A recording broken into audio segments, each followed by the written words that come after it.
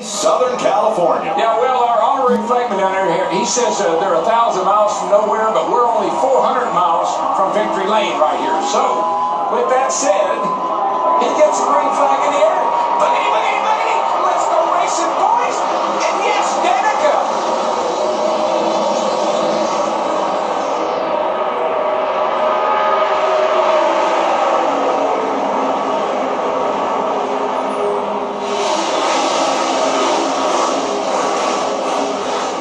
We're already seeing them 3 and 4 wide. That's typical California. Yeah. I mean, that's the kind of stuff you see on the highways. It's the 405. That's what it is.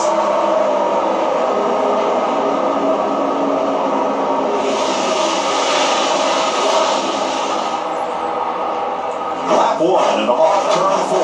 Kurt Busch comes flying well ahead of teammate Kevin Harvick.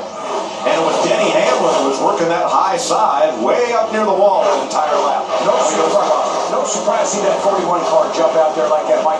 We've all through the weekend, his practice, qualifying speed, and everything has been a little bit quicker than anybody on the track. Now you see the dust kicked up on the back straightaway and some puffs of white smoke as some of those splitters and frames impact the racetrack on that undulating asphalt surface. Yeah, and we're going to keep an eye on that because early on in these runs, when the tire pressures are low, remember we had a lot of tire issues here last year. I don't think we're going to have those kind of problems today, but it's something we got to keep an eye on.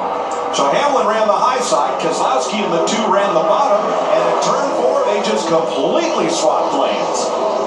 There also was a little give and take there too coming off turn 4. Yeah, well that's, when you're up front like that and it's the second lap of the race, no need to be real aggressive right now. Give and take. Now what I watched with our leader Kurt Busch, the 41 car, the lap before this, he ran the bottom through 1 and 2. Harvick ran up against the wall. The next time through there, Kurt moved up and Harvick didn't get quite the run.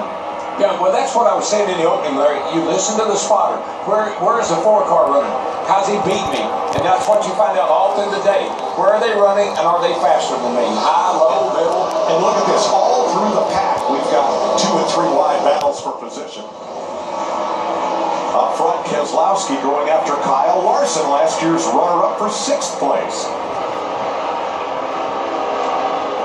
And you heard Michael talk to Brad Keselowski in the grid walk. Brad has never had a top 10 finish. A year ago, I think this is where Kyle Larson made the statement, finished second to Kyle Busch. Yeah, he won on Saturday in the Xfinity race and turned around and come back and run second on Sunday to Kyle Busch, like you said.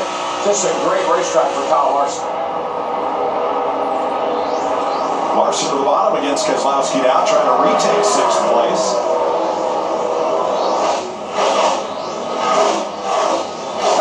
It doesn't take long.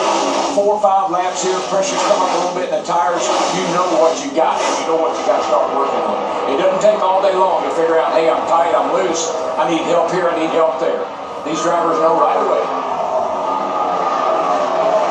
And that's what we're talking about, going down the back through those bumps back there. You'll see those left side tires, the sidewalls are flexing in and out. That's where you have tire problems. Right behind that battle, Jimmy Johnson coming fast. He passed Ryan Newman for 8th and is closing right there on Larson. Now Kevin Harvick, right up to his teammate's bumper, searching for that sweet spot and hunting the lead. Yeah, Harvick's a little better down in turn 1 and 2, and he's going to go after this lead down the backstretch. But Larry, is it not fascinating? I mean, amazing that this 4 car has just been able to find this kind of speed, particularly once the race starts, week in and week out.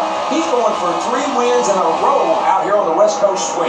Yeah, totally different racetracks week to week.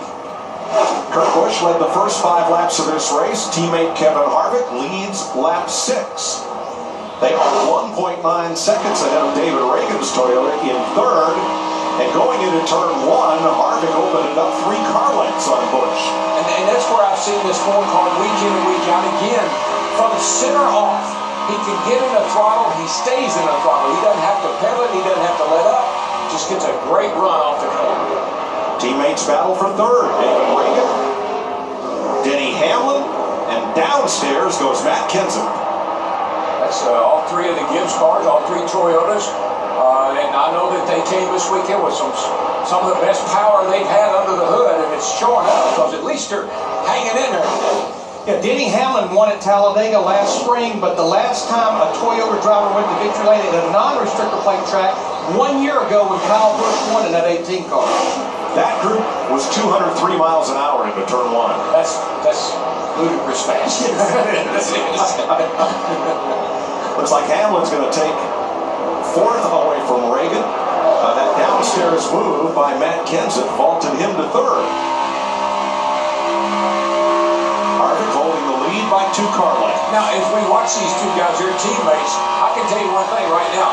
Kurt Busch is not happy running second behind his teammate. And what he's doing right now, he's doing a little studying here. He's doing some homework. See what he got to do to get back around that 4 car. Jimmy Johnson from El Cajon near San Diego working on Kyle Larson. And this is for 7th.